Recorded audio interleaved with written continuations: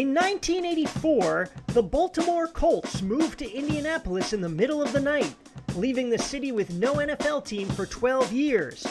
In 1996, the Cleveland Browns moved to Baltimore and renamed themselves the Ravens, in homage to the work of Edgar Allan Poe, even though he was born in Boston. So what's it like rooting for a team that's already won 2 Super Bowls despite not even existing until the late 90s? Let's find out. I'm Dan Hopper, and this is Thrill of Defeat. My first guest today is a comedian and a writer for HBO's A Black Lady sketch show. Please welcome Natalie McGill. Natalie, thanks so much for being here. Thanks for having me. I love A Black Lady sketch show. What have you been up to lately? Well, lately I've been busy being an unemployed TV writer because Nice. the industry is in shambles right now. As every single one of my friends and myself. So that's great. Yes. So, but I'm doing stand-up. I'm also a stand-up comedian. So I've been doing that here in Los Angeles and just doing freelance writing to pay the bills. So. Nice. My next guest, also a Ravens fan. He's the former head writer of, sorry, I wrote this down. The Simpsons. Oh, I've heard of that show. That's some of my friends keep telling me to watch that. I've been meaning to check it out. I heard it's good. Yeah, it's real popular overseas. I Oh, don't know cool. It's a few seasons in now, though, right? I don't know if I think it's up to 37 now. Okay. All right. Yeah, I will. I keep meaning to watch it. I will check it out at some point. I've heard good things. He wrote the much memed steamed ham sketch that has been everywhere on the internet for the last 9-10 years. I don't know. And he is a current food personality who's a regular on the History Channel's The Food That Built America. Please welcome Bill Oakley. Bill, thanks for being here. It is exciting to be on the first podcast I've done in years that is not either about The Simpsons or about food. I am thrilled. I have a lot of stuff to say, although a lot of it might be wrong. I can't wait to tell you. Cool. It'd just be funny if as soon as you start talking about any other topic, you just completely blank. You're just like, food? We're like, no, cut, never mind. He just said the word food. It wasn't even insightful food review. But yeah, Bill does food reviews on a newsletter called Eatorama that is terrific. And all of his socials are great to follow as well for all kinds of food stuff. How did you make the transition into food writing? I should also at this say, point in your career? With regards to Natalie, I'm also an unemployed TV writer. Nice. The TV business sucks. I can't possibly tell you. It's like being in network radio in 1962 or something like that. The business is completely evaporating. Yeah. And I fortunately have several different kind of life raft type things. Like I've been working for Audible. My comedy writing for the past 6 years has been for Audible. I have this thing that I do that's like an audiobook for them. And then the food stuff as well. We don't need to get into it, but we all know the TV business is a catastrophe right now. Well, I'm in my 40s and hosting a podcast, so that's just another way of saying I'm an unemployed TV writer. So let's get into the Baltimore Ravens, our team this week. Not nearly as tortured a fan base as some of our past episodes, but a really, really interesting team in that they. Baltimore was a huge football town. Then they lost their team for a decade. Then they got another city's team, and they've been pretty good, but also a little heartbreaking over the past couple decades. I don't know, a very, very bizarre up and down story. So let's start at the beginning. Where did you guys grow up, and when did you first become Ravens or Baltimore football fans? So I grew up in Baltimore County. I grew up in Northwest Baltimore County in Lockern and Pikesville. It's funny, growing up. So the team came to be in 1996, and I was 11 years old. My dad's side of the family, which is from Baltimore, like they're huge sports fans. They like watch sports like every Sunday. Every Sunday they were watching football. They watch all types of sports, basketball, tennis, you name it. But growing up, going to my grandparents' house, we never had any I remember specifically not cheering for any specific team. I was born a year after the Colts left. And so I have no memory of that team or any of that. But even after the team left the city, my family never latched on or adopt. I guess the logical team to adopt maybe would have been Washington. But I can tell you growing up, we did not cheer for Washington at all. We appreciated them from afar, but our team, even though we didn't have a team, it's not like we were okay, well, we're just going to bandwagon with this. Like my family just didn't have a team, period, Mm-hmm. Yeah, until so the Ravens came along. but they were really into football. They just didn't root for anyone. They just Yeah, liked. yeah, pretty much. That's kind of, I really respect that. Yeah, Yeah. just if it's a good play, bad, I'm just happy for them, man. I just like to see talent on display. Right. Well, it's weird. If you had been a Washington fan, they were so good at the time. Yeah, that's That the would have thing. They been were great. going to the Super Bowl. Those are the Super Bowl years, like in the 90s and stuff. And so, yeah, if we were going to choose any team to bandwagon, it would have been that, And I have relatives that are actually Washington fans, like they're from Prince George's County. But yeah, but no, my family did not do that. You might have lucked out though, because you would have had a glorious like 6, 7 years, and then just absolute torture after that. And Yeah. you played the long game and ended up rooting for this team that didn't exist. That's been much better than Washington in most of my lifetime. So Yeah, if we had to nice suffer work. the Dan Snyder era, that would have been torture. Yeah. So I think we were Oh, good. God. Yeah. Bill, where did you grow up? Okay, this is a kind of a weird, complicated story. I was born. I have to. Okay, it's a long one. I was born in Westminster, Maryland, and I grew up in Union Bridge, Maryland, which is about 15 miles away from there, way out in the country. Especially when I was living there in the 70s, it was the country. It was absolutely the country. So I was born in Westminster. That was the nearest big town. That's where you go to buy your groceries and whatnot. Only when I was 30 years old did I discover Westminster was where the Baltimore Colts and subsequently the Baltimore Ravens had their training camp every year. Every year. Okay, now, that aside, now, I lived there in Union Bridge in Westminster till I was 10. Then my family moved to DC. I was not a sports fan, and nobody that I knew was a sports fan. However, all the biggest assholes I knew were huge Redskins fans. And I hated the Redskins for just this reason. And it was, as you said, it was during the time that they were constantly winning, going to the Super Bowl. I fucking hated the Redskins. So, and I wasn't even a sports fan, but finally around, I think must have been, it was right around the time the Ravens won the Super Bowl.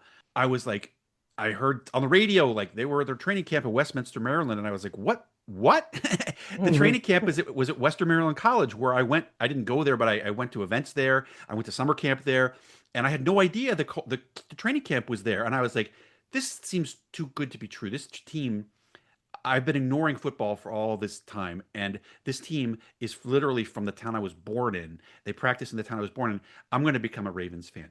And because I was not a fan of any sports or any teams, and around 2001, I was like, I'm going to become a Ravens fan. I'm going to go to that training camp.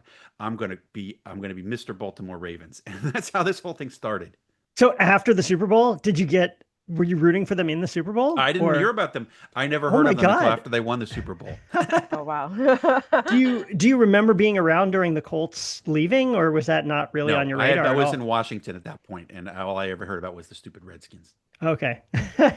That's funny. I know a couple friends who, grew up near a city, and I'm like, oh, so you were, this fan. And like, no, I hate that. It made me hate them more because it's like they weren't a fan. Then they were around so many of the fans that they just, rather than bandwagon, they were just like, I don't even root for anyone. I just hate these guys. Yeah. That's me and the Redskins for sure. Yeah. Wow. And that's why I embraced the Ravens with such fervor, but also because they were at my hometown. The thing is, I actually went to visit the training camp, and then they moved it. In 2012, they moved it from Westminster to their own practice facility in Owings Mills. So they don't even have it in Westminster anymore. But now it's been 25 years since then. So I've been a Ravens fan for 25 years. Okay. Yeah. That's so interesting. Spite, great motivator. just hatred of another team making you a fan of an unrelated team in a different conference. I really respect they were practicing, unbeknownst to me, and previously the Colts had been practicing for decades in the town I was born in. So, and I never heard about it. Did people not like flock there every training camp? I don't know. Nobody I knew did. They never told me about it. Wow. Yeah. I think they definitely did at the Owings Mills one for sure. Yeah. That's like one town over from where I grew up. But yeah. Just hordes of people with like kegs of beer and like Baltimore Colts jerseys like going right past your house. You're like, where are you guys headed? You're like, don't worry about it, Bill. Nowhere interesting. This is going to go hang out in the field. There's nothing interesting going on. You're like, all right, interesting. And you've moved around a lot in your lifetime, obviously, right? Because you were in LA and Portland and. Yeah, I've been in Portland for about 16 years now. Okay. And also, we don't really have a football team either. We don't, and we're in the broadcast market that is half San Francisco 49ers and half Seattle Seahawks. Portland people don't like either of those cities. So, Uh-huh. so no, I'm a Ravens fan through and through, and I have to pay $600 a year for stupid NFL Sunday ticket so I Yeah. can watch the Ravens games. Yeah. Oh, you know what you need to do? You need to see if like Portland has a Ravens bar. They did, and I went there, and it was awesome. And then now it's gone, Oh unfortunately. Oh, really? no. Oh, that sucks. I'm sorry. Yeah, yeah. Oh, man. It's another witchy. I'm sure that you know this, Natalie, that the Ravens is not like one of those teams that people like outside of that city very much. Right. Hmm. Like, Green Bay, everywhere you go, people got Green Bay Packers things. They all got Dallas Cowboys things and Right. whatever, but you never see anybody with a Ravens thing unless they're from from Baltimore. That's true. Because that's the same in Los Angeles. If I see anybody walking around with Raven stuff or Oriole stuff, I know they are from Maryland Yeah. or somewhere close. Because we've never been a bandwagon. Neither of those teams have ever been bandwagon. As I mentioned, and don't need to start any shit here. I'm a Steelers fan, and that's the opposite. Like, in LA, if someone has a Steelers thing, it's like they could be from Pittsburgh, or they could just be like, yeah, I just started Yeah. liking them because they won these Super Bowls when I was a I kid. love And the it's way like, that Roethlisberger sexually assaults people. yeah. That's when they started following the team. Yeah. I'm like, that's a little unreasonable. The Super Bowl guy, I'll let it slide. So can you give us some perspective on so how big are the Ravens in the Baltimore area? Baltimore's had the Orioles for years. They had the Colts who came and went. Are the Ravens number one now, like for sure, or do they kind of split with, are there still Washington fans and, what is the Ravens fan Oh, base like in Baltimore area? I mean, I can tell you because all my family's still there and I go home for the holidays and stuff. Like when I'm walking around downtown, like everybody is wearing the gear. It does not matter if Hmm. it's Purple Friday. It doesn't matter what day of the week it is. People are walking around with Raven stuff. They have Yeah. but fully adopted it. My dad wears Raven stuff like pretty much if it's not every day of the week, it's at least 3 to 4 times a week. Whether it's Yeah. the hat or whether it's like the hoodie, like it's all over the city. And even like in my mom's neighborhood, like people have the flags like on their outside of their doors, like they have stuff on their cars. So it's yeah, Hmm. there's no you're not gonna find any commander stuff, at least where I live, not in Baltimore County, I Hmm. should say. I think maybe you would find some of it in maybe like Howard County, because that's where you're gonna get a little bit like that part is more evenly split between like people who might work in DC and like work in Baltimore. Hmm. But like Baltimore County, that's solidly Ravens. Oh, appreciate the pride. It's also, this is getting off topic, but why is Maryland also the only state besides maybe Texas that even like knows what its state flag is? I just feel like anytime I'm in Maryland, like, you cross the line for 2 seconds and it's like every store has like Maryland flag, like gear, shirts, bumper stickers. It's on everyone and I'm just like, I don't know, I'm from Pennsylvania. I got this, our flag's like blue with a seal on it. No one I mean, cares. I think Like, that's why, because this most is state flags cool. are that. It's just Uh-huh. like Yeah. a big solid background. It's just blue or white or red, Yeah. and then a seal, and then like a racist white man doing something.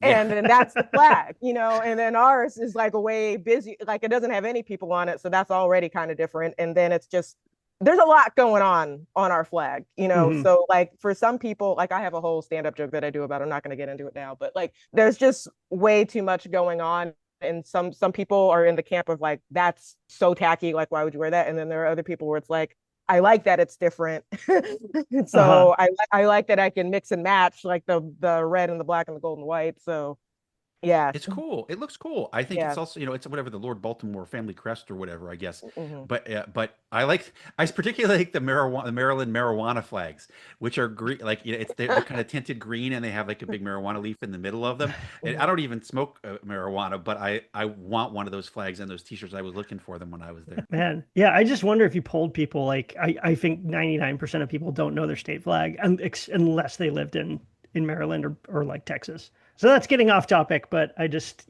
on the topic of wearing the memorabilia, I know Maryland is king. A friend of mine in LA when I lived out there had a huge bumper sticker that was a outline of a crab with the Maryland state flag inside it. And I'm just like, all Nice. right, we know, all right. I know where you're from, dude. Like, congratulations.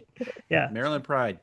So as Natalie mentioned earlier, the Ravens came into existence in 1996. The part of the story I didn't remember was that they had a successful CFL team. They had a Canadian Football League team for 2 years called the Baltimore Stallions. I don't remember this. Baltimore had the Colts for years. The Colts left under cover of night, famously, to move to Indianapolis. They literally packed up the gear and shipped it out in the middle of the night so that there wasn't like, fans protesting or whatever. And then years later, they get a CFL team in 1994. They make the Grey Cup finals 2 years in a row. The CFL finals. Sorry, everything sounds fake when you're. Sounds like it's talking about the CFL. Sounds like a movie that can't say like the real team. We all know the Grey Cup is the final, in this world. Yeah. Someone has to like introduce it with clunky exposition. Like, yes, we all know this. It's been around for years. It's as big as any other bowl. Yeah. Baltimore Stallions, they make and then win the Grey Cup final. And I think that let the owner, Art Modell, know that there was this appetite for football in Baltimore. And so he picked up the Cleveland Browns and moved them to Baltimore.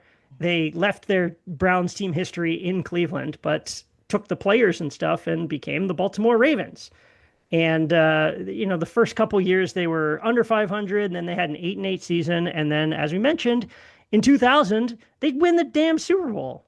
So this team didn't even exist. And all of a sudden they have one more Super Bowl win than, the Bills, the Vikings, a lot of diehard teams. So Natalie, where did you watch the 2000 Super Bowl? What do you remember from that? I definitely watched it in my living room, like at my mom's. Yeah, like I was like, I don't even know if my brother was it, because my brother would have been at College Park at the time, so and that would have been winter break. So I think it was just me and maybe my mom barely watching that, like just watching it solo. I don't know why I wasn't watching it with the rest of my family, but anyway, that was weird because like for all the reasons that you mentioned, like it's like we only got the team like 4 years earlier, and then all of a sudden we're winning. And I don't want to say it felt like stolen valor because I feel like that's not the right word for it, but it kind of feels like it a little. It kind of felt like it, you know. But especially, I know that everybody had the argument. The Browns fans had the argument like you stole our team, and it's like I can see it from that perspective, but also you got to keep all of your history, and like we did not with the Colts. Like nobody in Indianapolis like gives a crap who Johnny Unitas is, or none of them have been to Memorial Stadium or have any of those memories. Like you guys got to keep all of that. Like we didn't. So I felt like I was like, I understand why they were pissed, but I also didn't think it was the same thing, and because I feel like people try to say it is, but I was excited. Obviously I was just like, oh, it's cool to like have a team and have someone to root for, but like you said, it was weird to find out later on like, oh, we got this before, like the Lions still don't have like we got this before so many other teams. It felt kind of weird. Was the city like crazed, or was even the city kind of like we did it, yeah? Like were the mechanisms in place to do like pep rally, parade, like all the stuff that like a long established fan base would be, or was it kind of like a fraction of what it would be like now? I mean, I remember everybody being really pumped for it, but I think compared to like what the fan base is now, I don't know, I feel like it's even more rabid now, but yeah, like you said earlier, like with the CFL teams, like people were hungry for this for years. Like even like the marching band from the Colts still stayed together for years despite not having a football team to march for. So it's like if the band is still together and we don't even have a team, like then imagine what it's like when we get a team. Did they come back and march for the Ravens? Yeah, I think they like. Oh, that's great. Yeah, so like that team basically transitioned and became the Ravens marching band. Cool. And Bill, you said you didn't even watch the 2000 Super Bowl, or did you watch it just with no rooting interest? Looking back at the history of the Ravens, I didn't even pay attention to the Ravens until 2001 with Elvis Grbac. Elvis Grbac is the first person I remember associated with the Ravens, and he was only quarterback for most of 2001. So I remember that. So I have no recollection of the 2000 Super Bowl. I didn't watch football at all prior to this, and I had to sort of teach myself about football starting in 2001. Did you have relatives that were excited about No, I don't know anybody. None of my friends and none of my relatives ever watched any sports. Wow, man, that's so interesting. Like to go from 0 to 60, and then also to do it after they win the Super Bowl. It's I know. like, People you thought I was just a missed bandwagon. it. People thought I was trying to jump on the bandwagon, but in fact, it was only because I discovered that their training camp was in Westminster. Jumping on the Elvis Grbac bandwagon. That's We've all right. been there. Classic. You don't even you don't even care what team he's on. You're just rooting for Elvis Gerbeck Grbac for mania. 1 year until he yeah.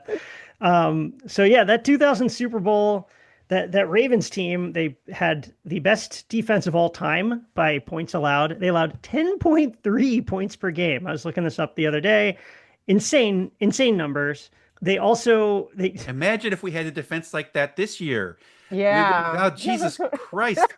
Anyway, we'll no get to I that. I'm sure we'll get to that. no one does. I mean, no one does, or maybe will again. It's such an offense-based league, and the rules favor the offense so much. Like, I don't know, allowing less than 10.3 points a game, that record might stand for a really long time. That's an incredible number. And then, I mean, as a non-Ravens fan, to put it mildly, if it was a really boring Super Bowl. The final was 34-7. They beat the Giants and Kerry Collins, who turned the ball over 5 times, I think, or 4 interceptions, and they had a fumble or something. And then I was also looking this up because this made me laugh. Trent Dilfer, who was the Ravens quarterback that year, which is funny to think now that Lamar Jackson is so dominant and so much of what they do depends on him. Trent Dilfer, the quarterback in the playoffs, in 4 games, he completed 47% of his passes. He had 3 touchdowns and 1 interception total, and they went 4-0. That's how good the damn Yeah. defense was. He threw less than a touchdown a game and completed under half his passes, and they won the Super Bowl like in a rout. Man, it's like a totally different era. This is one of the things that I made it less than fun to be a Ravens fan from 2001 to 2008 because it was all about the defense, which is not as fun to watch. And Mhm. I was like, oh man, I wish we had a team where the guy would throw the freaking ball rather Mhm. than just sit on it and let the defense do all the work. And that's the way it was until Flacco arrived in 2008. And then I was like, that finally we had some excitement on the field, although we were winning somewhat, but for me, it was like, why did I pick this team that's all about defense? Until Flacco came along, and then things started to look up. Well, Trent Dilfer, they replaced him after they won the Super Bowl, which is funny, with, as you said, The Elvis Elvis Grbac. Grbac, yeah. Then they had Chris Redmond and Kyle Bowler, who's a good college quarterback. And it was just a parade of non-stars, even though the team was still good because their defense was just unbelievable. Yep. And then another wrinkle that year, too, the year before, the night of the Super Bowl, the year before, Ray Lewis got arrested in conjunction with 2 people in Atlanta being stabbed to death. And he was questioned, and eventually everyone was acquitted. But apparently, 2 people that he was friends with may have stabbed 2 people, and I think it was ruled self-defense. But how do you remember the vibe shifting from, okay, we have this, all-time caliber defense starting to build around Ray Lewis, who's a Hall of Famer, to suddenly, like, now our Hall of Famer is in jail, and did he kill someone? Like, what a bizarre vibe shift in the year before. I mean, I guess the first thought I had is damn it, we can't have anything good. Yeah. It's just like, really, like, as soon as like we Yeah.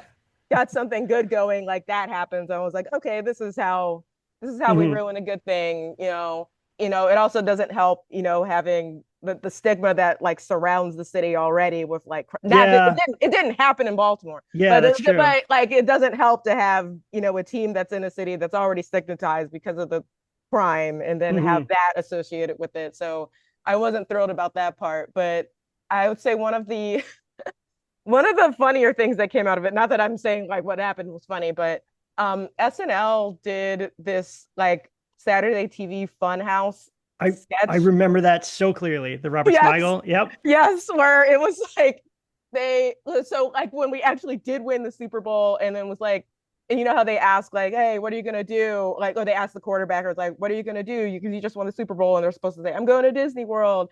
And then like at the beginning, they were like, okay, like we apologize because Trent Dilfer sucks, and we actually should have asked Ray Lewis.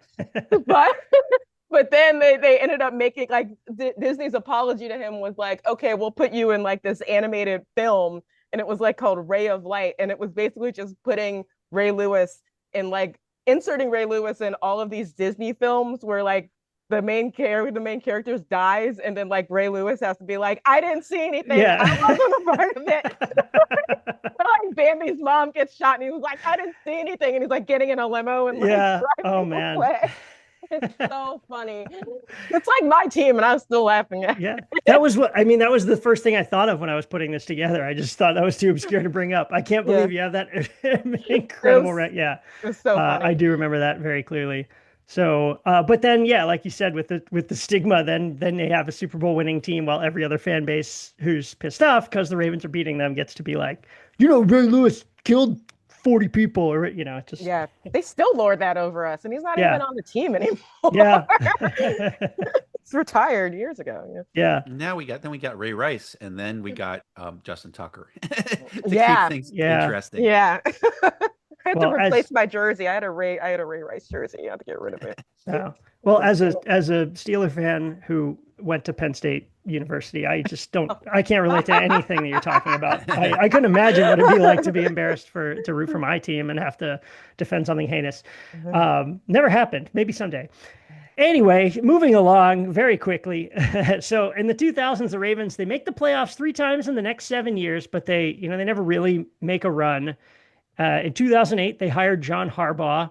So this is kind of right around when you're becoming a big fan too, Bill. Natalie, are you still in Baltimore then, or did you go to college, move away? What'd you do? 2008, I would have just left. Yeah, because I went to University of Maryland, so I graduated in 2007. So this was like right after I graduated. So Okay. I was living in Silver Spring at the time. So. Mm-hmm. So in 2011, they lose the AFC Championship to the Patriots and Tom Brady, 23-20. So they turn things around, and under Harbaugh, and now, as Bill said, with Joe Flacco, they kind of are really good. They're kind of in it every year. Was that the Billy Cundiff year? Where he missed the field goal kick? Yes. He missed a game-tying field goal. That's one of the most famous moments in Ravens history. I can never remember which year it is, but I think it was that game. That was horrifying. Yes. Yeah. And all those. I watched that clip last night in preparation for this, where Cundiff, it was like something like a 29-yard field goal. Yeah. It was 32. I just looked at it. Yeah, it wasn't far at all. Wow. By a wide margin, and all those freaking New England fans, including gross old Robert Kraft, rejoicing and beating the drum for themselves because Cundiff, and then that was the end of Billy Cundiff. Yeah, wow, he was cut 4 days later, it looks like. I can't believe he lasted 4 days. Yeah. I didn't realize it was that fast. It was the Baltimore version of that thing, that whatever that Boston thing was, that guy who missed that guy. Who missed Bill Buckner? Yes, Buckner. That was the Baltimore version of Buckner. Billy Cundiff. Between the legs, that one. Yeah. But they didn't have 90 years of losing before. Right. They existed for like 10 minutes. It's not quite the same. It's true. And had a Super Bowl. I still watch it, and that there's still like a gif of that. Anyway, it's sometimes used in Ravens circles for massive sudden disappointments. Man, yeah, Cundiff missed a 32-yard field goal that would have tied that game in January 2012, it's weird. I forgot about Billy Cundiff just because I feel like the Ravens had Matt Stover for like 30 years and then had Justin Tucker for like 30 years. It's like kickers never ever missing. And then I guess for 1 year they had a different guy who sucked. So yeah, but then in 2012, the Ravens make it back to the Super Bowl. So at this point, Bill, you're a hardcore fan, and you've suffered for 10 years. Whoa, so difficult. Bills fans are throwing shit at their phones right now. They're so mad listening to this. That Super Bowl was so good for so many reasons. Obviously, it was the Harbaugh Bowl, but also the freaking power in the Superdome going out, which was very exciting. And it seemed like something weird was happening, and then all the players had to keep doing push-ups and stuff to keep their muscles limber. I remember that. Yeah.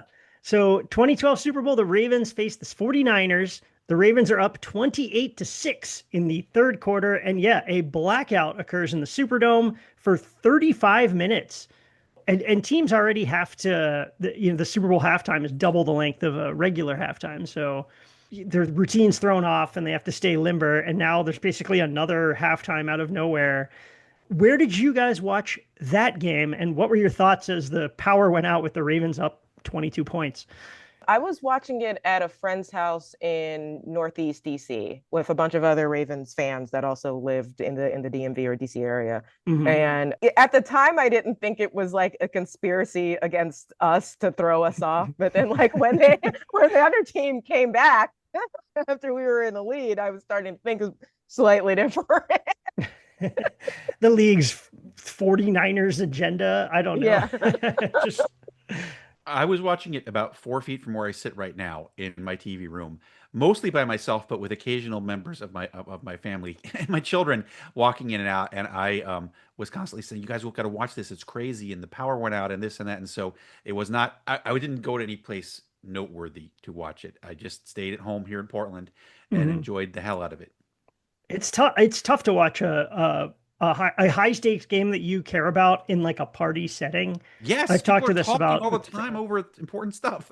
yeah, it's like you want a big crowd there, but the more people you get, you start getting people who don't care about the game or they're like not as big of fans and you're a nervous wreck. And it's just, Yeah. yeah, I absolutely hate watching big event. If it's a Super Bowl where I don't care about the teams, then yeah, get as many people together as possible. But Yes, if it's like a thing where I'm going to be a nervous wreck and now I have to like host people and act like a human being and that's not going to happen. I'm sorry. for sure. You know, were you nervous, excited going into that? Were you confident? I feel like for years with, Joe Flacco was kind of the typical, like, yeah, he's fine, but is he ever going to win you a Super Bowl kind of quarterback? Well, now looking at this thing, it actually looks like he's doing better than Lamar. Like he got into the playoffs and won one playoff game every year in a row from 2008 to 2012. And unfortunately Lamar has not done that. So like, and then their hope sprung eternal with Joe Flacco because he was doing a good job. He'd screw up occasionally, but in general, we'd always get to the playoffs and we'd always win at least one of the playoff games. The first game, obviously. So our hopes were high. My hopes were high for sure. Yeah, I mean, it was like the first time we had like a competent quarterback. I mean, not Hmm. to throw total shade on everybody else, but like you said earlier, it was just like a parade of like 4 or 5 different people before we got to him, Hmm. and, Yeah. and like who we could never really truly depend on to like pull through. And so it was just like, okay, like our defense, our kicker will, steer us through this, but we can't rely on Yeah. we can't Yeah. rely on the main person. Yeah, yeah, yeah. I guess he kind of became the hypothetical. I just feel like for 20 years, the Ravens were like, the defense is so good. If only we had an okay quarterback, we could win. And then it's like they did. They literally did Yep. that. They're It like, Yeah. happened. It was yeah. a thrill. It was thrilling. So the 49ers, after the blackout, come almost all the way back. And then the Ravens, though, end up winning 34-31. So they win their second Super Bowl. Again, a team that has existed for, what, 16 years at this point. And now they've got two. So again, this If is, that this is game were played today, the score would have been 34-80. oh, because of the defense. Because Yeah. of the famous fourth quarter collapse, which we can't stop doing. Well, Yeah. although all the 49ers are currently like dead, so yeah, I mean all of them are injured. I've never I know every team has injuries, but I'm just like every year the 49ers get to game 2 and I'm just like, what? Like all of them? Like, yeah, there's this gas leak or something. I don't know what the hell's happening, but yeah, and also as Bill mentioned, that was the Harbaugh Bowl. John Harbaugh, coach of the Ravens, going against Jim Harbaugh, the 49ers coach. They're brothers. Jim Harbaugh, former quarterback, ended up going to Michigan and coached Jim them to a Harbaugh national title. was the quarterback of the Ravens in 1998. Can that really be true? I Wait, say that forgot again? about he was I Oh, I think vaguely heard about he that. was like a latter era backup at that point, right? Because he played most of his career with Yeah. the Colts, I Well, think. on Wikipedia, list of Baltimore Ravens quarterbacks, he was the quarterback. Yeah, he was their starting quarterback. I completely forgot about that. Isn't Five and that seven, Yeah. he crazy? I played can't believe I've never heard about that until 14 this games. minute. Yeah. I vaguely heard about that for a while ago, and I was like, I don't remember that at all. Hmm.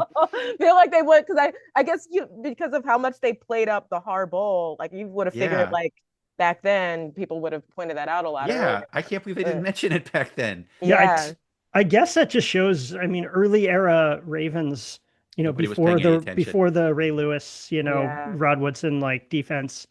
I barely remember because Harbaugh played for the Bears for years and then almost went to the Super Bowl with the Colts. I remember because they lost on the last play to the Steelers in '95. but completely forgot about I guess he was like 35 when he played for the Ravens. I forgot about that too. I Um, admittedly didn't know a ton about Jim Harbaugh before that bowl. So mhm. like that was Yeah. kind of like my first time hearing all these stories about how kind of unhinged he is, like as a coach. Yeah. Like I didn't know any of that before that, and all the stories were coming out. All that stuff too, the Ravens thing and the brother, that feels like really cheap, like stakes adding if you were like writing a script and like you It's got almost too got an corny to put yeah, in the you'd get a script. Yeah. note like, could we make them brothers? What if they look exactly alike? What if they meet in the Super Bowl? It's just like, all Terrible right, executive man. note. Yeah. What if they both have the same first name, basically? Yeah. Jim and John. Like, come on. You break Right. whatever. Yeah. Um, anyway, so oh, and while we're talking about Flacco, should we just mention, do you guys have any thoughts on I don't know if this is a you thing or just rival fan bases that may or may not hate the Ravens. Do you have any thoughts on the Flacco, which is the term that I and a lot of people use for quarterback who's not that great, so he just heaves it downfield a couple times a game and then shrugs, knowing he's going to get 2 long pass interferences a game. That was definitely a thing, right?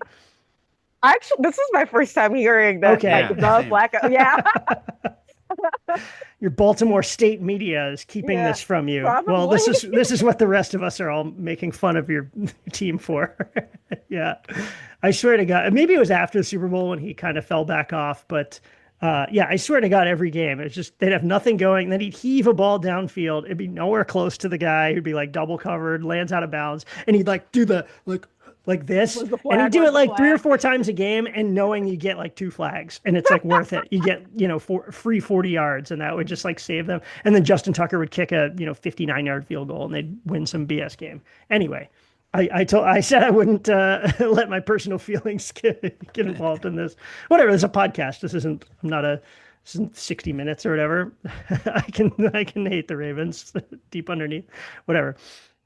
So yeah, so then that brings us to the modern era, and this is really, I mean, again, the Ravens have not really had like a dark period. We just did an episode about the Bengals, and they just had 10 years of garbage. Like the Ravens have never gone through something like that. But this is a different type of era where they draft Lamar Jackson with the 32nd pick in the 2018 draft, which is, after 4 or 5 other quarterbacks. It was after Josh Rosen got picked. The Ravens had another pick, 25th overall, and they took a tight end. So, like, no one, including Baltimore, is probably expecting him to be anywhere near as good as he is. But Lamar Jackson shows up and is immediately awesome, immediately Pro Bowler. He's an MVP in his second season with the Ravens. But this kind of ushers in this era of now the Ravens have one of, if not the best quarterback in the league, but all of a sudden they've been good every year and have not made it back to the Super Bowl since that 2012 Super Bowl. Have not made So it past the first playoff game. Yes, that's what I was saying. It's rather shocking considering that Lamar is possibly the best quarterback in existence, and yet we can't get past the first playoff game. And there's always something wrong. I'm sure we can talk about this for a long time, but there's always that's what the some weird podcast is thing they keep for. their own. They keep shooting themselves in the foot, and it's frustrating because we finally do have, like, as you were saying, during the Flacco era, I was like, why is everybody always talking about Peyton Manning? Why is Peyton Manning at every freaking commercial, but Joe Flacco's never in anything? He's like a local car radio ad or whatever, right? Because Like, Peyton why Manning's is way, Peyton way Manning better so than him. famous? No, I don't think he's Yes, way better yes, than him. yes, he is. Yeah, Justin Well, I guess Tucker I'm. was in more commercials than Joe Flacco was in anything local. He was in all the Royal Farms I guess commercials. Not anymore, but I was like, Joe Flacco needs a better agent, or maybe he just can't act, or he didn't want to do it. And now Lamar is a superstar. Everybody knows him. Everybody's talking about him, but we're not producing in the playoffs at the level we were under Flacco. Yeah, but I mean, I think you can be a star player and have the team be overall worse or underperform, and then versus an average player, but the team's better and overperforms. Like, it doesn't mean you have to then put everyone on the team that wins in a commercial, I don't think, right? Well, that's a whole different Yeah. topic. Is Yeah. why certain quarterbacks become famous and Mhm. are an endless stream of commercials. 1/3 of the commercials on TV star Peyton Manning these days. And Yeah. I'm sick of seeing his face. Remember, But remember that one year when Baker Mayfield was in every commercial? yes, It was that like a shit. I was little like, too quick. It was like yes, it was like completely agree he's about pretty that. good. Let's I was like, let's why do not our it. quarterbacks in these commercials? And it's very, it was irritating. And at least now Lamar he's not in very many commercials, at least as far as I know, but he does get his due. Baker Mayfield should be studying the playbook instead of studying the commercial script. I don't know. That's right. It's That's right. everyone's uncle just so mad when they see a quarterback in a commercial. Just And like for all we know, Flacco maybe did like do screen tests and stuff, and they were like, maybe isn't ready to look at this. Like, and it's just like a secret, and like yeah. nobody I knows know. about it. He's doing like noodle commercials in Japan, like actors used to in like the 70s and 80s, like when it was like shameful. It's just like, yeah. So brands here are like, we don't really want to associate, Cadillac with Joe Flacco. Like, It could be. It could yeah. be that he just can't act. Budweiser, it's fine. And Joe Flacco, it's just like fine. It's like, it's all right. It's solid. You need a guy. You need a beer. It's fine. Yeah. So do you remember when they took Lamar Jackson? Did you have any expectations? Or, at what point did you start to realize like, whoa, this is like something's really happening here? Oh well, when he was running, for Yeah. one. Yeah. He gives me a heart attack every time I see him running. I'm True. like, all right, Yeah. well, this is just a prime chance for injury right now. You need just one dude to fall on you with the wrong way, and then you're out for the rest of the season. So yeah, I hold my breath most of the time when he has the ball, but also like I'm not used to seeing that. I'm not used to seeing somebody being that active. I'm just used to someone to be like, okay, I'll calculated throw and then that's it. But like if he sees an opportunity, he goes for it, and I appreciate that. So Yeah, absolutely. I mean, it's not often like I feel like Michael Vick maybe was the first quarterback I'd seen where there were running quarterbacks, obviously in the late 80s, early 90s, but it was rare that you saw a quarterback who was literally the fastest guy on the field. It's like, Randall Cunningham, Steve Young, they're good runners, but they're not faster than like safeties and DBs and stuff. And it's like Lamar Jackson could literally outrun corners. It's like yeah. crazy, but he's also huge. I don't know. It's very, very bizarre. But yeah, what a phenomenon. But like as we said, they've now since 2018 they've won 10 or more games every season. But yeah, they have not made it back to the Super Bowl since that 2012 season. At this point, are you like it's just a matter of time? He's great. The organization is good. We have a coach who's won a Super Bowl before. You just keep going every year, and eventually they'll break through. Or are you starting to be like, I don't know if this is going to work? I'm the latter, Really? but only because it's now been look. When you think back, it seems like Lamar just started, but in fact, no, he started in 2019. That's 6 years ago. Mm-hmm. And so like it's a little concerning, especially considering the amount of talent we have on the field. I mean, I'm sure we all watched, sort of Natalie watched all those games this year. Yeah. It's very concerning, the fact that we have the worst record with fourth quarter collapses in the entire league. It's shocking, and we have just a huge amount of mistakes going on as well, which are causing this. Which are giving us a losing record, even though we have all these superstars on the field. Do you think that's like, well, every team has problems, and as long as we have Lamar Jackson, we can, eventually you'll They haven't break fixed through? the Or is it problems. like, You would say that 2 or 3 years ago, but the yeah, problems aren't getting fixed. They're getting worse. well, do they need to change coaches, do you think? Or what? I would like to hear Natalie's opinion about I don't know. People have been calling for him to go for like a minute now. Yeah. I think that if we don't make it to the playoffs this year, they're probably going to be calling for his head, and I can maybe see an argument for that. Yeah. Well, last year it was like the game before the Super Bowl, so it's like generally yes, we do get knocked out pretty early, but it was like we were on was the that cusp. crazy Mark Andrews drop oh my pass at the god, end. That was horrifying. Yeah. I was watching that. Now that I was watching an enormous thing. I was watching that in Las Vegas at this huge sports book, and everybody, of course, they were all fucking Buffalo fans. So that's the only Ravens fan that I could see, but it was annoying. Now I wouldn't blame him. It wasn't like Billy Cundiff. I mean, it seems like Mark Andrews. He had a good reason for dropping it, I guess, but it wasn't a huge bungle. But it was another disappointment in the long history of last minute disappointments we've suffered. Why were you Yeah. watching it in Vegas at a thing? What was that? Well, I was at the fancy food show in Las Vegas. It's one of those conventions for like snacks and stuff. And Uh-huh. that night, I went over to the Circa downtown to their enormous sports book and watched it. It was fun. It was fun Yeah. until the end. Uh-huh. Yeah. I was watching it at the there's a watch bar in Los Angeles called the Naughty Pig. So that's where Oh I yeah, watched most of the games during the city is that a during the Ravens season. It's a Raven, bar? yeah, it's a Ravens watch bar. Yeah, in West Wow. Hollywood on the Sunset Strip. Yeah. What was the Um, reaction when Mark Andrews dropped the pass? oh man.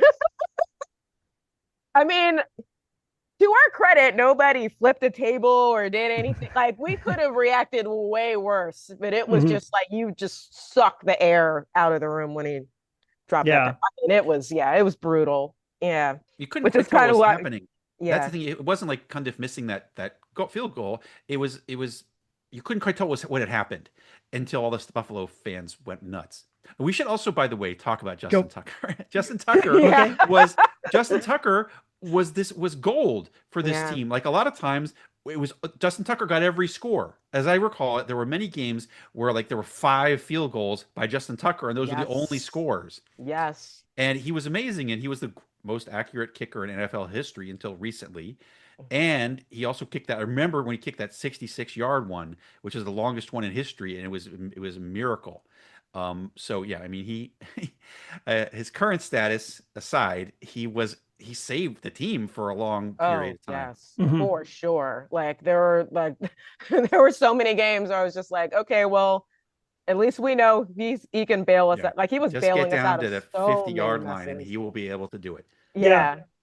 Well, as a fan who's often rooting for the Ravens to lose for division reasons, I swear to God, I cannot tell you how many games you would see on the ticker bar, like they go behind with like 46 seconds left, and you're like, oh, hey, Ravens might drop one. And then you see the final score and they pull ahead, and you're like, what? And it's just like, we have a game break from New York. And they show like Justin Tucker hitting a 54-yard field. They Yep. they Yep. completed like one pass on the sideline Mhm. real fast, and then he just kicked a field goal, and just like, God damn it, like it's just so annoying. He was You know, so he was yeah. Yeah, he he was was the clutch. golden boy for a long time, and everybody was like, "Oh, he sings opera and he does all this other stuff too." He I had a didn't know long, that part. incredible resume. Yeah. He had a very Mm. interesting resume, a very accomplished fellow, accomplished Yeah. in He sings apparently some opera other like areas as he's well. trained, or he just like does it. Like what? I feel like he was trained. He's been He trained in some form. might have been Wow, I didn't trained. know that. Hmm. I will say there's probably a lot of women who want to make him a soprano for a lot of different reasons Oh now. God.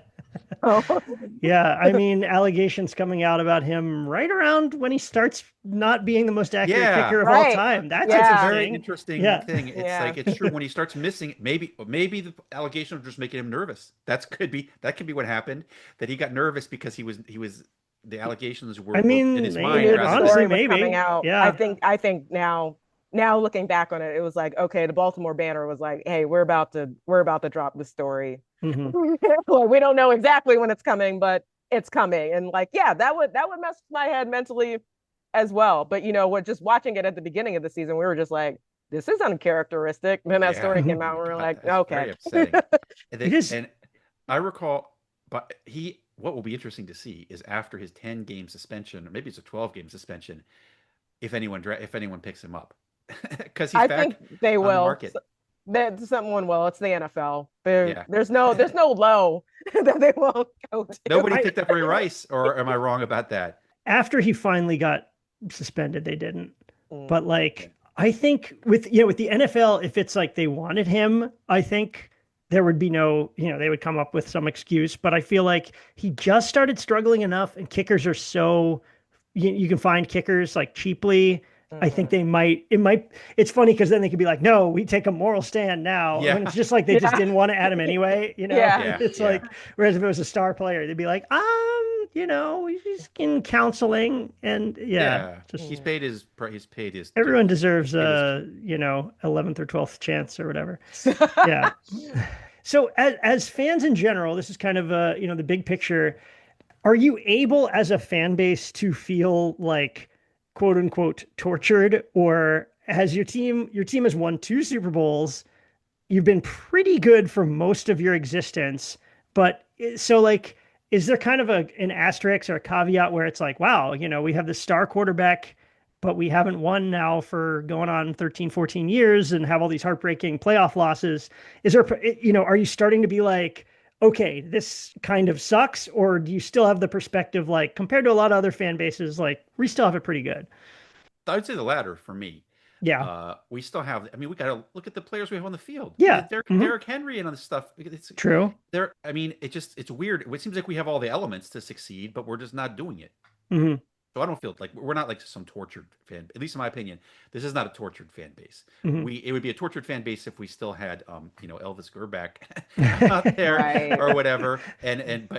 But it's not. We have several superstars on the team, and it just seems like the puzzle pieces are all there. We're just having trouble putting them together. Hmm. My Yeah, opinion. I agree. Yeah, I agree. I mean, I think it would be a different story if we had gone 30 years and had nothing to show for, like, no Super Bowl rings, Yeah. no Yeah. Yeah. AFC titles, division title, none of that. And, like, even without the Super Bowls, like, we still have all these AFC titles. And so no, I think we have too much talent, and we have, like, just a good back office, like, that for me to be like, wow, like, what was me? I'm not there. Hmm. I don't know when I don't, hopefully we don't get there or get to that point, but it feels kind of weird being like, oh my God, I can't believe we haven't got it. There's still franchises that still don't have a ring. Yeah, for sure. We had a team that was literally 45 minutes down I-95 that had one of the worst owners in history. Yeah. And it's just coming out of that fog now. Yeah. So, like, no, compared to, like, what it could have been, like, I wouldn't say we're tortured at all. Yeah, that's true. I would say it all though it's a fragile situation because a Mhm. lot of it hangs on Lamar Jackson, and were Lamar Jackson to break his ankle or Right. whatever, we'd be Yeah, screwed. that's Hmm. true. Well, I mean, he missed one almost entire season with an injury. And then in Yeah. 2023, he was holding out and he requested a trade. Do you remember in 2023, what was the overall sentiment like among Ravens fans? Was it like, we have to keep him at all costs? Or was it like, hey, he might get injured any minute now. Maybe we should trade him or turn the page? Or what was the sentiment around that? Because like now he bounced back so well, it's almost impossible to imagine the Ravens moving on from Jackson now. But at the time, I think there were a little more like question marks, right? Or I mean, I didn't know anybody that wasn't, like, pro keeping him. In fact, yeah. if anything, it was just like we would be fools to, like, let him go to Yeah, at this I mean, point. I think so. I just feel like sometimes there's those fans that are like, get 2 first round picks and rebuild. And it's like, Yeah, there's so few quarterbacks in the league. You have one, you cling on to them for dear life. you're right. Yeah. As I recall, it was just the situation was protracted because I think Lamar does not have an agent. Is that Oh, correct? yeah. And he was negotiating it himself, and which is why it took far, far longer than it was because he was holding out for a fortune, which he Right. eventually got. But it seemed, I believe, what happened was that it just was a much more tortured negotiation than you would normally have if you had an agent in the traditional channels. I'm Man, surprised he didn't have a sports agent. That's actually my At least first he time didn't at the hearing time. that. Let me take a look, but then sure. But I'm pretty Wow. sure I heard that several times. that seems So that so would make annoying. sense. That seems so annoying. Like, I know you don't want to give up whatever 10, 15% of your salary, but like, was Lamar Jackson like typing up contracts and shit. He's like just like Yes, he's like Googling like download form, That he's he does downloading not. PDFs and he's that trying to sounds draw like in those little hell. yeah. He He's does like, not. "Oh, but Like I saved my he signature. represents Where did it go? Come on. God damn it. Ugh, gonna have to he start this thing represents over again." himself with Yeah. his mother Felicia Jones serving as Oh, manager and helping with the negotiations of his contracts. Nice. wow. Okay. Okay. Yeah. He exports, but he realizes he like put an extra signature and it's like floating in the middle and you have to like redo it. And he's like, oh, God damn it. He goes back to like a FedEx Kinko's to like print it out. And it's just like so annoying. It's just like, can I just email it to you as a PDF? You're like, no, No. we need the paper. He's just like, Yeah. all right, hang It's like on. Let it's like me my Adobe Acrobat crashed. hang So on. let me do this Yeah. Let me see. again. Let me see if my mom's home. Oh, I forgot she's busy tonight. Yeah. All right. It's just like so casual. So looking back, I know 1996 doesn't feel, in my head, it's not so long ago, but it really is almost 30 years. How has your fandom changed over the years? Do you get just as emotional now during games as you used to? Is it more emotional or what? I mean, I think for me, it's only grown because, Yeah. I went for a good chunk of my childhood with, not having a team at Hmm. all, so it was just like, oh, like we have one, here's something to cheer for now. So then Hmm. getting used to that. And then now 30 years later, it's cool because I get to watch these games with my family now. And, like last Chris, I forget the last time we played like on Christmas Day, like my whole family, like was like in our jerseys, like on like Christmas night, like watching the game Hmm. together. Like that's stuff that I didn't get to do when I was, little. I didn't get to Yeah, go yeah, to yeah. games with my dad when I was younger, like people can do now, Hmm. So yeah, I for sure it is only grown. And especially since, like my family has a team to cheer for now. Like I have friends who cheer for it, and it's kind of like growing up with the base at the same time. I Hmm. mean, really. Bill, I imagine similar because, Yeah, joining I it mean, my late. fan, like as I said earlier, I didn't know the first thing about the Baltimore Ravens or football at all in 2001. Now, since then, at least in the past 15 years, I've watched every single Ravens game. I pay a great deal of attention to this type of thing. And yes, I'd say my fandom has grown more intense, but it has its ups and downs. Every game, every minute of every game, I'm like, oh my God. And I don't try to second guess the coaching because that's beyond my skills. However, I can see big patterns like why are we collapsing in fourth quarter every time and losing these 20-point leads and Hmm. things like that. So I when I see the patterns in my head, yes, they frustrate me, but I'd say a more intense fan and I'm a more devoted fan for sure with each passing year. Yeah, that's so interesting because it's like, so many people, especially in tortured fan bases, are like, oh, I just grew up with this and I could, now it's like my cross to bear. And it's like, it's interesting to come to join later in life, but then it's like, ha ha, welcome to sports. You're gonna get so mad. Like, should have picked a different hobby. Sorry. That Yeah, I think the thing that's I mean, stating the obvious and restating what you've said. There are certain teams that are sad sacks, that are Charlie Browns with the football, that for are like sure. that are Yes. have a reputation that goes back decades of being suckers and losers, right? Hmm. I feel like our team is is generally winners. We're all winners, but it's our own shortcomings that screw us up.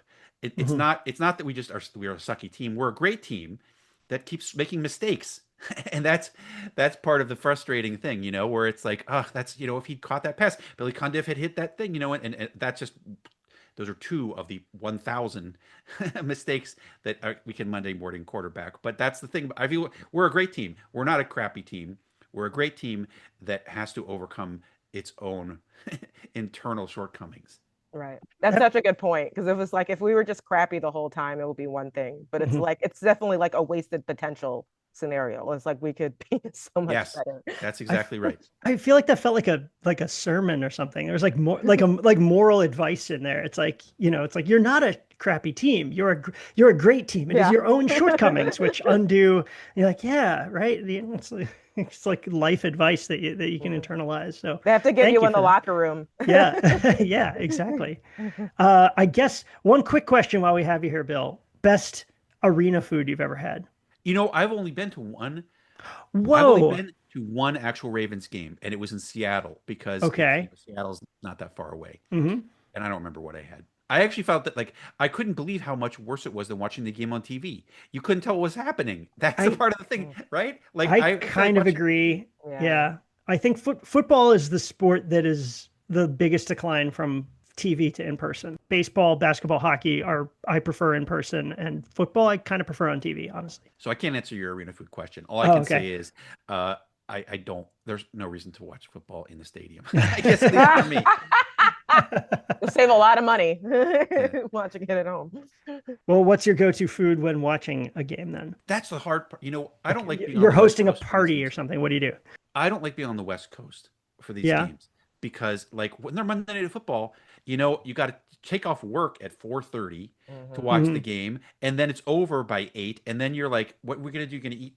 You're gonna sit there and drink beer and then eat, and then it's over at 8. What are you gonna do for the rest of the evening?" Didn't If you were on the East Coast, you could pace yourself so that you drink your beer and your pizza, and you go to bed when the game's over. Here, you got 3 more hours. I don't like that.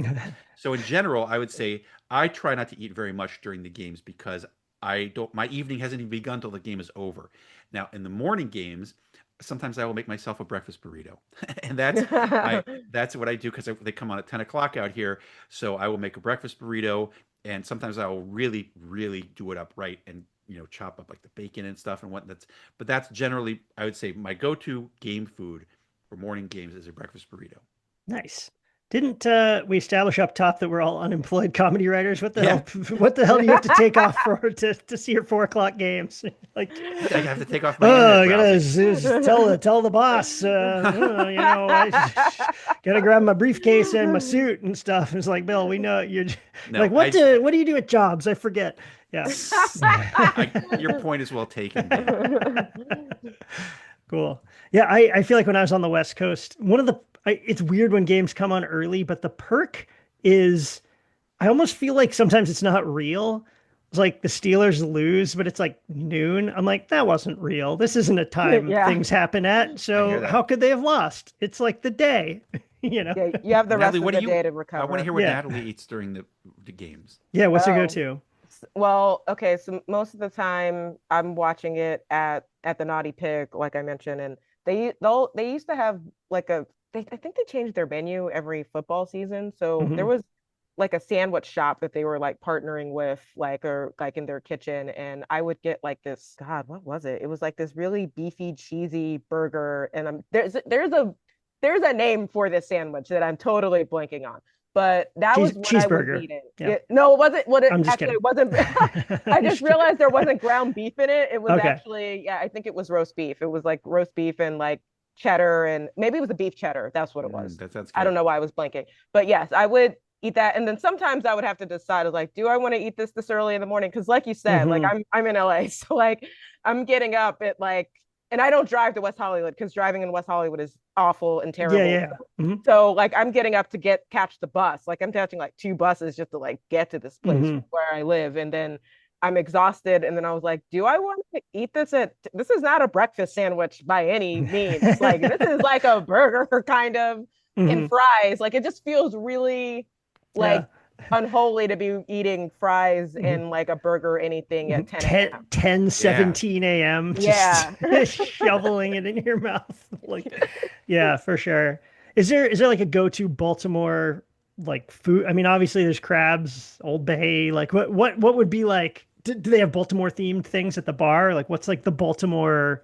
Yeah, they don't really do Baltimore. I feel like I've talked to the bartender about that type of stuff. Not necessarily food wise, but they do have breakfast drinks, like they have mimosas and Bloody Marys and stuff. And I remember talking to the guy who normally bartends the Baltimore games, and I was like, they make like an Old Bay Bloody Mary mix, right? Like, I used to, before I moved out here, like I had one of those in my apartment. The saltiest thing on the planet Earth. Right, like it was already salty, and now we're budding. And I was like, you guys should look into getting that, because I was like, I would buy Bloody Marys here more often if you guys got that. It just is a salt lick. It's like what you give like a horse. It's just like, Man, so like, is there if there's like a Ravens tailgate at the stadium or something, what would be like the Baltimore thing that everyone would have? Be the Jimmy's Seafood. Like I don't know if you guys, Jimmy's Seafood in Baltimore seems to have a deal with the Ravens, and I think that Ravens go there, they cross promote them or whatever. They make crab cakes. They make crab cakes, which are delicious. You can order them on Goldbelly, and I've ordered the whole Jimmy's Seafood crab soup, crab cakes combo. It's excellent. So that's honestly like, at least in terms of promotional value. Baltimore Ravens food is Jimmy's Seafood crab cakes. Yeah, they do it up there. I haven't heard anything but good things about their food. I wish I could say I went there very often. The last time I was there was several years ago to do like a stand-up show. So it wasn't even to watch the game. So but like I did have some of the food there and it was good. So like I can only imagine what it's like on like a game day. Like it's probably insane in there. But it's a cool venue. Yeah. Well, Bill, you said all of your podcasts end up being about The Simpsons or food, and we kind of blew this one. Sorry. I'm glad. Now we're finally back into my comfort zone. I feel confident talking about food, not so much about the Ravens, but about the food. Yes. I don't think we made a single Simpsons reference this entire time. Bill. Good. That's great. But my normal episodes have like 4. Like, how did that even happen with you on here? What a waste. I don't know. That is our show for the week. Thanks again to Bill and Natalie for coming on to discuss my beloved Baltimore Ravens. Folks, if you like the show, please leave an iTunes review or just tell some people about it. We'll be back next Tuesday with an all-new episode. Thanks so much for listening, everyone.